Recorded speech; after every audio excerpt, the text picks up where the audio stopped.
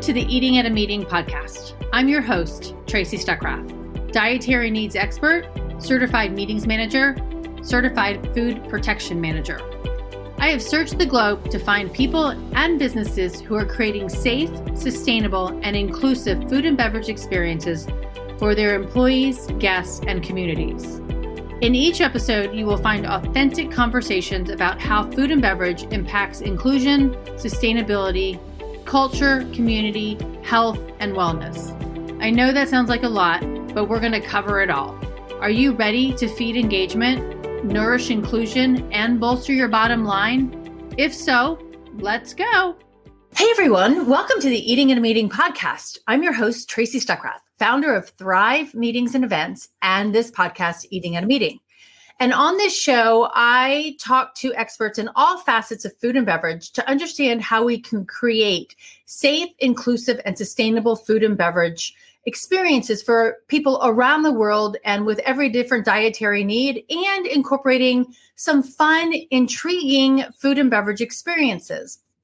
And that's what brings me to today. I'm so excited to bring in two fellow meeting professionals, Cori Bokath and Christine Hilgert, who are both certified water sommeliers with the company called H2U. And if you are questioning what I just said, you are right. I said water sommeliers. So we're going to just jump right into that. Hi, Cori. Hi, Christine. Hi, Tracy. Good to see you. Nice to see you too. And both from Atlanta, where I lived for 22 years. How's my stomping ground? It's doing pretty muggy. Traffic is back. Yeah. Same here in North Carolina. Okay. So water sommelier, please explain. Well, I'll take this one. A water sommelier is very similar to a wine sommelier, right? Our goal is to educate anyone who will listen to all of the wonderful things that fine water has to offer. So, we spent months and months of training and became water sommeliers during COVID, which I think many of us did a lot of different things that enhanced our careers, or just we took on a new spin of something new. But that is ultimately what it is. It's very similar to a wine sommelier, but we focus on water. Okay. So when you first sent this to me, Cori, via LinkedIn, I think on my website too, you said, we watched this show called Down to Earth, right? With Zac Efron. And so I watched it, and some people are going to be kind of like Anna Kendrick, who was who was with him at the beginning of this, is like, am I getting punked? Where's Ashton? Where's the camera? You know? Yeah. So, but I watched that whole episode, and it's fascinating. So, and I know that's what got you hooked, right? Yes. That's how it all started. I mean, it was one of those things where, COVID happened and we thought we had 2 weeks and that would be it. And, we started watching all of this Netflix and then, I happened to watch the Down to Earth, and there was a water episode. And I too, being in the meeting industry, had no idea that water sommeliers actually existed, because in the United States, we've maybe seen one, and Christine can actually talk to that, is when she saw it was talked to somebody at Imax. So, but it was not something that was on our radar. Obviously, as planners, we hire wine sommeliers, we hire beer cicerones, but water was just not on the radar. And that's pretty much how it started. I came to Christine with this crazy idea, and she was like, "Hey, I've actually heard of it at Imax. There was a gentleman there who was talking about it." So that's really how it all began. Wow. Okay. So Christine, that's exciting that somebody at Imax was talking about it. Was that like 2019? It was actually 2018. Okay. Wow. 2018. And it was in Frankfurt. And I was walking through, and they had, they do a really great job of bringing new ideas. And there was this sort of Cirque du Soleil-ish looking booth. And this gentleman just all dressed up and very quiet and trying to allure you in. And it was a beautiful looking booth. And I kept walking by, and finally I was like, all right, what are you doing? What is this?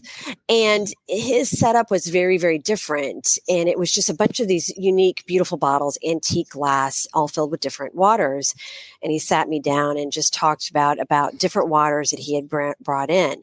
To be honest with you, I didn't feel the connection to it, but I thought it was fascinating. Mm-hmm. So when Cori mentioned the Down to Earth series and I watched it, I immediately went to that moment and thought, aha, this can be done so much better, where you're really making a connection and understanding versus how they portrayed that at that booth. Again, they did a lovely job, but I see a much bigger value to it. I agree. And I mean, watching that and listening to Zac Efron questioning, so just to give it a little bit more context, he went to France and they were talking about water in France and what they're doing. And it does bring me to, I think it's Portland, which has water fountains, faucets all over the city as well for normal drinking. And they can't change the water there because of the beer manufacturers as well. So that's a whole nother conversation. But Whole nother conversation. Yeah. So water and listening to all of that. So water has taste. And I know, sorry, Florida, but I don't like drinking Florida water out of the tap, and I'm always going to drink a bottled water, but water has taste and flavor, right? Explain that. Absolutely. Yeah. I mean, it's one of those things where we talk about wine as having a terroir. Well, water also is not just water. It has a terroir. It comes from a multitude of different sources, and we can go into those sources later too, but it connects with the earth, and depending on what the natural resource is, it has its own unique properties. It's got its own unique minerality, different levels, whether it's a lower minerality like a Fiji versus a Gerolsteiner, which Tracy, I think I sent you a Gerolsteiner that's, in the 2500 TDS in a sparkling. And the mind-blowing thing is that some of our waters here are naturally carbonated. So they come out of the ground with CO2 in them, which I had no idea. Yeah. So that's a whole nother conversation. And TDS, just to clarify for the audience, everyone loves, and especially meeting planners, we love numbers and check boxes and understanding our acronyms, but TDS is total dissolved solids. And whether that water has gone through a sulfates and some bicarbonates and whatever, as we mentioned, whatever minerals are in that rock or in that sediment that the water's coming through and sitting in and gaining some of that minerality, that's how they determine the TDS level. Okay. So it's the total dissolve of minerals within that water that gives a TDS from low to high. And what I learned was that, and this was interesting too, from the guy that's on the show with Zac Efron that goes traveling around the world with him, is that we need all those minerals. And sometimes the stuff that we eat and we drink takes the minerals from us, but we all need water. I mean, and it was interesting that we can go a few days without eating, but we can't go a few hours without water. And the better the water is, the higher the TDS. Is that right? The better it all, or is it lower? No, it's just how many minerals are in 1,000 milligrams per unit. That's how they measure it. So the higher the TDS, that means there's more minerals per 1,000 milligrams. Which means more flavor likely. Typically more flavor. Okay. Yeah. Because a lot of people, if we're tasting a Voss versus a Fiji, many people, unless you've been studying like we have, wouldn't be able to tell the difference. Okay. But some people can, and that's when they only pick a certain bottle off of the supermarket shelf because they like the taste of it. Well, there's a particular reason for that, right? Their taste buds prefer that water over some other water. Well, and I did that because you sent me, I think, 6 bottles. I put a picture of it up somewhere. But I still have 2 here. So I have the Sokasani, and I have the Asarasi, which is one of my favorites. So I haven't opened this one yet, but I was drinking this. But last week when I was doing them, I drank one of the bottles and I can't remember which one it was. But then I went and bought I opened a bottle of water that we bought somewhere like Walmart or something. I'm like, there is a completely different flavor. I could totally tell the difference. Oh, good. Look at you. Yes. You're becoming a water expert. Yes. I'm like, I don't want to drink that water anymore. I like this water. We love that. Yeah. Well, and I think too is when you're tasting these waters, something it really stuck with me when we were going through this process is the Epicurean Experience. You know, it's like a stool. It has 3 legs. You've got your food, you've got your wine. Why would you not complement this experience with a water that's going to complement it? Right. Instead of just a purified water, which is water that has nothing in it. It's been stripped of everything. So. Okay. Go ahead, Cori. Yeah, I was going to say, I think that's probably one of our bigger takeaways when we do education is that big companies, we're not going to mention who, but larger companies, when they're selling it, they're marketing to you, whether it's the high alkalinity, which we really try to stay away from all of that. It's not good for you to be drinking these high alkalinity waters over time. They're bad for your stomach and it's messing up the pH. So it's really about understanding that purified and distilled water is just tap water that's been stripped of all of its natural beauty, and they're just shoving other things back in. So, it's one of those where we're really promoting that water needs to come from a natural source. Okay, so, but we have challenges. You're in Georgia. You're in a fight for water with Tennessee and South Carolina and Alabama. Mm-hmm. So, and 70% of our earth is covered with water, and 60% of our body is water. Mm-hmm. So, how are we finding it from these sources, which I think are probably few and far between? You would be surprised. You'd be surprised. There are springs everywhere, and Cori can tell a great story of one that doesn't even have a label to it. But we're here in Georgia. We have Callaway Gardens, and Callaway Gardens was built around the spring. That spring is producing water still to this day, and will continue to produce that water. Mm-hmm. So you can drink Callaway Blue, or they have branded Montan as their sparkling. And they're really marketing it to a younger set of people. You could tell by just how they've branded it. Mm-hmm. But Cori, tell a little bit about that, your spring that you know of. Yeah. So we were recently on vacation in Wisconsin, and I have a girlfriend. Most of my friends have said, wow, I cannot believe you're doing this. You're this water sommelier. I don't get it. So talk to me about it. But now every time I travel, they're like, hey, there's a local spring down the street. Do you want to go visit it? And I'm like, yeah, let's go. So we were on vacation, and a girlfriend of mine brought me to this spring, and it's literally just a pipe that they have literally just drilled into the ground, and the water's coming up, and you can see locals from 20, 30 miles away just bringing their jugs of spring, and they get spring water right out of the spring. Wow. So there's a lot of springs that people use on their own properties. They just haven't tapped into it to be selling it to the masses. But I think ultimately the bigger takeaway is just when you go to a grocery store and you see a gallon of water and one says distilled or purified versus spring water, just grab the spring water. Don't grab the distilled water. It typically the prices are very similar.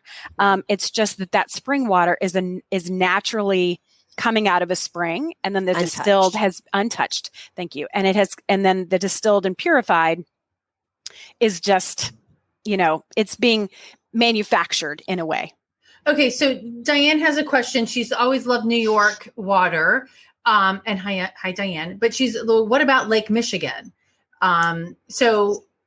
Because I'm also like, you go camping and they tell you have to take the water purifier with you before you go drink the water. And when you go camping. I think tap water or water coming out of a lake is a little different than what we're talking about. Okay. Lake water is something where some people claim that they can drink their lake water. Well, that's fine. It's still, if it's being tapped out of a spring, underground, it's naturally already been cleaned by nature. A lake obviously is exposed to a lot of different things. You don't typically have fish or other animals running through your spring water, but in a lake, you're going to have a lot of other extras, pollutants in there. Yes, But some people claim that their lakes, I just saw an HGTV episode where they were buying a lake house and there's like, oh, this is drinkable lake water. Okay. If you want to do that, go right ahead. But you still have to be mindful of algae and all those other things living in a lake. Sure. That's different than what we're talking about. A spring is underground and in some ways very, very deep underground. So the rain has filtered down through all this sediment and come to this spot, this hole in the earth. And sometimes it can come up naturally on its own. That's an artesian water, or it comes up by a pump, which is well water, which is artesian water just being pumped up to the surface. But it's been untouched by anything else other than what it's sitting in that pocket. Okay. Awesome. And then LA just said Spring 44 in Colorado used to make some yummy alcohols. I'm LA, sure. you would know about those alcohols. Just kidding. So many questions come to mind. But I did like, Cori, you said price, because this is another issue, because we don't, and a lot of this labeling that we have across the globe, makes it not accessible for some people, price point wise, right? Mm-hmm. So can we get some of this at the price point that some people can afford, and so it's not an exclusive water issue or opportunity? Yeah, I think it just depends on the availability and where you're living. And that's, like you said, it's hard for certain countries are still trying to find ways to tap into wells, which part of the humanitarian efforts are that they're going in and drilling for water in wells, right? Or doing wells to find water. But I think in our domestic environment in the United States, the goal is to always look for locally sourced springs so that transportation and all of that is not added into the price of your water. If you're wanting a Fiji and it's all you want, they're on an island by themselves.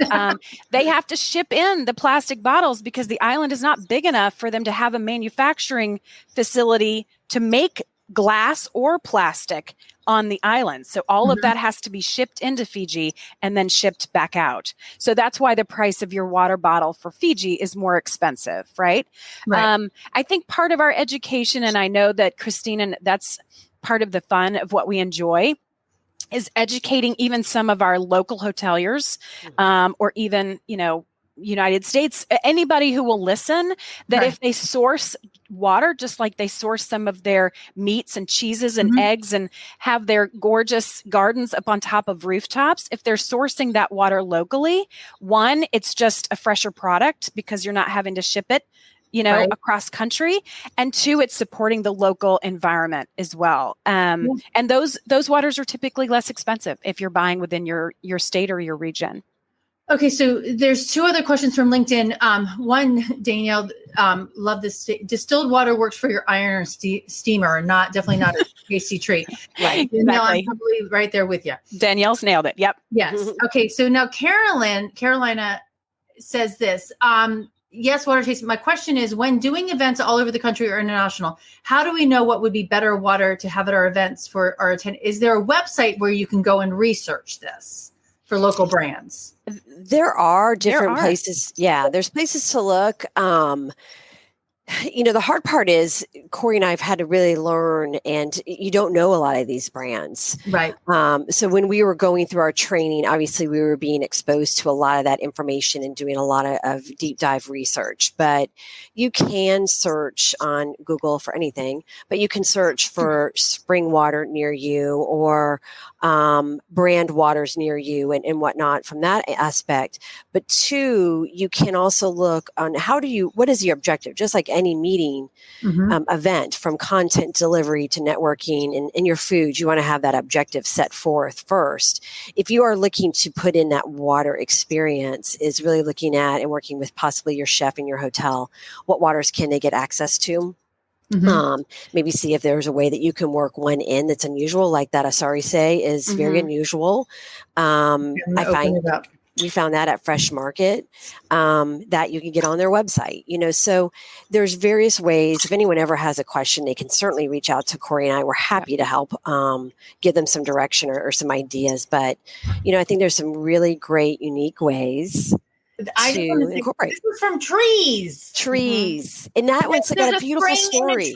Oh, yeah. And like Christine said, that one has a great story. And to reiterate, too, if you go online, you can actually look at the Fine Water Institute, and they do a wonderful job of putting waters that are within their approval, membership, their membership, and they do it by country. So that's another option, too. And the better part of this, and that's why it's so important that there should be more of us in the United States, is that fine water is very important in Europe and it's very important in Asia. Unfortunately, Americans don't look at water as an add-on to why they should be tasting it with their food. We look at it solely for hydration. Right. And because of that, we don't have a plethora of water sommeliers. And it's one of those, if you're planning a meeting in Europe and Asia, typically they're going to be offering waters that are already local sourced to them because that's already naturally what they do anyway. So, but there are some resources out there.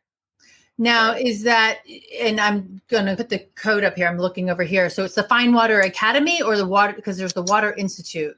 No, it should be it's under www.finewaters.com. So it's Fine Water Society. Okay. Fine Water. Yep.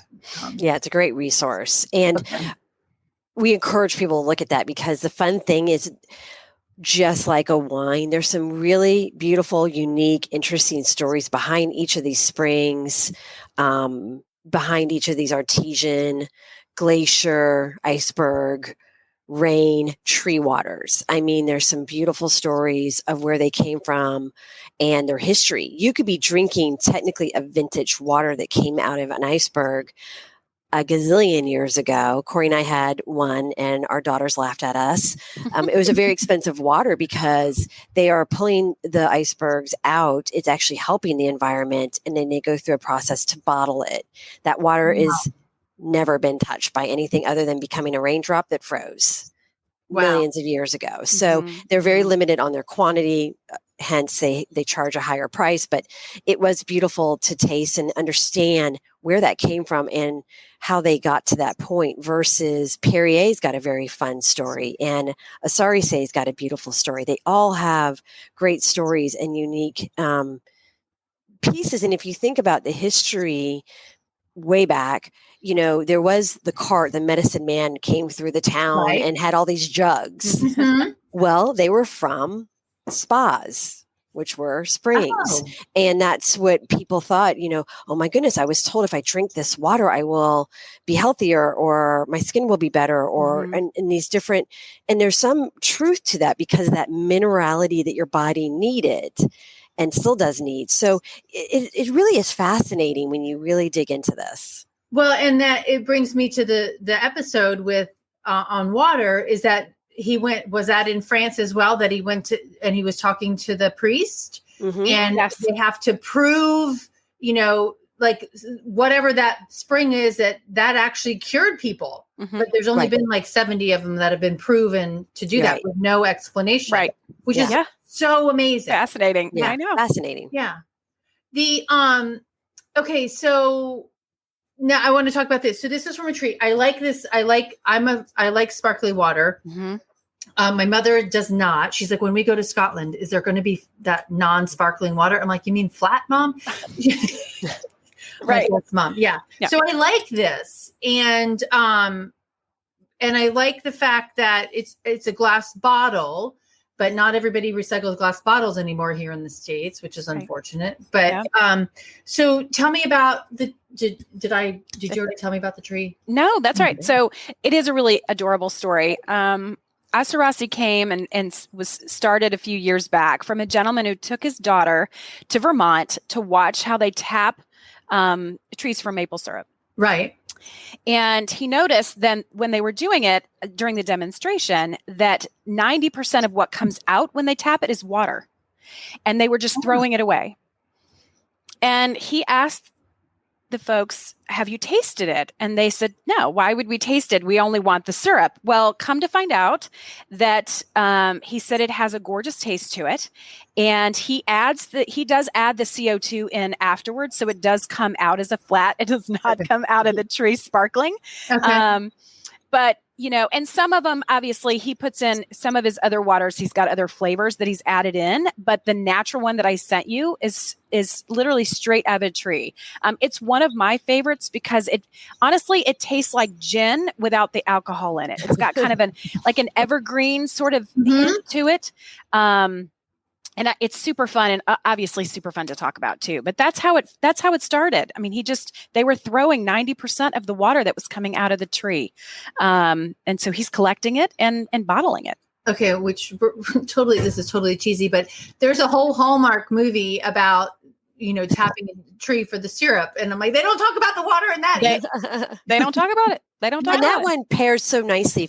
And as you taste it, you probably immediately could think this would be great with waffles and pancakes because there is a very, very slight undertone of that sweetness. And if we didn't tell you what tree it came from, you probably wouldn't have guessed it. But if we paired it with a brunch for you, it probably would totally make sense. Mm-hmm. That is so cool. Now, okay, can you do this with chocolate? I've gone to a champagne and chocolate tasting, or actually I didn't go to it, but champagne and chocolate. So you could do water and chocolate or water and yes, we love beautiful. that. And we're hoping here soon to do and get together with someone to help us make chocolates with different types of water, because you could have the same chocolate made with two different waters instead of milk, and you have a totally different flavor. Wow. So those are those fun things, tasting and changing the waters, making teas or ice cubes for your cocktails. There's so much to do here. Speaking of that, I need to hook you up with Lisa Bolt Richardson. She is a world tea expert. She lives in Atlanta. Oh. So I need to connect the three of you together because that would be a really interesting conversation. It would. We would love that. Lisa Bolt Richardson, let's chat. Yes. And then Caesar, who's one of the servers I met last week in Vegas, he's like, this is so cool. So Caesar, we need to add, this to what Caesar's is offering in the forum shops. There you go. But it also reminds me of Dave Larkworthy, who used to own the, the beer place that's right there in Buckhead. 5 Seasons. Yes. And the city turned him down, but he tried to use rainwater to make his beer, and the filtrate, it didn't come through. He lost the battle in trying to do that. Interesting. But he was going to collect the rainwater in a big, tub or whatever. Right. And do that. Yep. So now so one of the questions that I always ask, and you guys answered this, or Cori did, I said, what best practice have you seen safe and inclusive? Actually, no, I don't want to go that question because you already talked about the alkalinity, but I want to talk about the wellness aspect, because this is a big thing with meetings and events going forward, is the wellness aspect of our attendees, all of our stakeholders, actually. And I talk about it I want to make everybody's healthy and wellness with the food that we're eating, but this really could be another added benefit. Absolutely. It's funny you say that. We were traveling, and Cori and I have had some really funny conversations over the past few months. I'm calling her from South Florida on vacation. I just tried this water, go to the fresh market. Right. So we've been back and forth, but it's funny you say from that aspect, because my husband wasn't feeling great one night, just overate, whatever, and was like, do you have Tums? I'm like, no, but I have some Topo Chico. Drink some of that. And you want to drink it at room temperature, actually. You don't really want to chill your waters. You really want them at room temperature. And he turned around and he goes, I actually am really feeling better. And I'm like, well, that's why mineral waters and these sparkling waters and this aspect does help you. It helps your digestion. You don't have to take any kind of medication. It's all right there. But I think for meetings and events, why not have a wonderful water break? You don't have to have 6 waters. You could have 3 or 4 various waters, and you can come up with some cool ideas of asking on a mobile app a question, that might bring that person out to the water bar, and how they answered the question. Now you may taste this water because it's how you answered some questions, and make it kind of fun and interesting and an unusual engagement at your event. Well, I'm also thinking too, is like, okay, we've been sitting for 90 minutes, 60 minutes, however we're designing our events, right? And our brains are fried. is there a way that we can think about not just satiating our bellies with food, but using the water to make our brains not go crazy with everything but digest that knowledge through the water that we're drinking? Does that make sense? That. It does. To me, it totally makes sense. Because you just, making sure that you're getting the right nutrients that you need to digest that knowledge, digest the food and digest the water. So keep your energy. That's better. Yes. Keep your energy. Yeah. Yeah. There's a whole bunch of different ways that, the education, the tastings, all of those different things for events that can be thought about. There's, like Christine said, you can use it for enhancements. You can use it for new and exciting. We have a lot of clients who they're not allowed to drink while they're on site, right? Mm-hmm. So, there's ways that you can do it for brunch. And with water, you're not drinking alcohol, so you can do it during breaks in the morning versus breaks in the afternoon where we're having to sort of play with that. So there's a lot of different ways, literally, you can spin it how you want. But I think the fun part is just when you go to a tasting, when we do tastings for you and whatever, like even Tracy, with me sending you the waters, right? Mm-hmm. You instantly go, now you're becoming a water expert, because you're just like, wow, there really do have a lot of wonderful tastes and different qualities, and every single water is different. Mm-hmm. It is really just kind of mind blowing, because how do you say this one again? Sokasani. Mm-hmm. This is superior sparkling mineral water from a volcano in Peru. Oh, okay. Thanks for clarifying that. Yes, and it's a high mineral count. So I think that one, there's a unique taste to it because it's on the higher level of minerals. Mm-hmm. It's got silica in it. It's got magnesium in it. So there's some really great minerals in there that your body needs and wants. And beautiful water too, as well, because magnesium, calcium have to be together to really work. That's right. Bicarbonates. Okay, this is. I think what's really fun for any of our listeners too today is that if you have different fine waters, not the Dasanis of the world and all of that, those are our enemies here. But if you really go through it, Christine and I have been doing this now for a while, and I can literally take a water that you would think all of them would be hydrating on the tongue, right? On the taste buds. I can drink certain waters and literally it just evaporates right off the tongue, right? And it almost leaves my mouth more dry than it was before.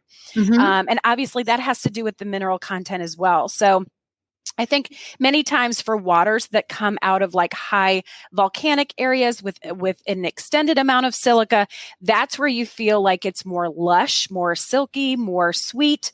And I think that's why people technically gravitate to those and they don't even know why, right? So there's so many fun aspects to it. Oh my gosh, it makes me want to go take the class. Come on. I will. I mean, it is so intriguing, and we take water for granted big time. And I do want to talk to my friend Travis, who is a water treatment plant guy, just kind of that concept, but because it's interesting again in that show, what we can learn about water and the value of it as well. Mm-hmm. And I like the fact that a lot of the stuff that you're doing is very sustainable. And how they're doing it, because it is a precious resource, because we do need it to bathe, we do need it to cook with, but we also can gain a lot. I keep looking at the bottles of water. We can also gain a lot of nutrients from it. Yeah. So okay. So I want to know. I always ask my guests at the end of the show, what is your favorite food and beverage? And I'm pretty sure you're gonna tell me water, but you can tell me. I like wine too. Okay. So yeah, tell me that. Answer that for me. Oh man. Well, obviously water. Christine and I've been doing so much of this lately. Asarasi is probably one of my favorites. I do like Sokasani as well. I've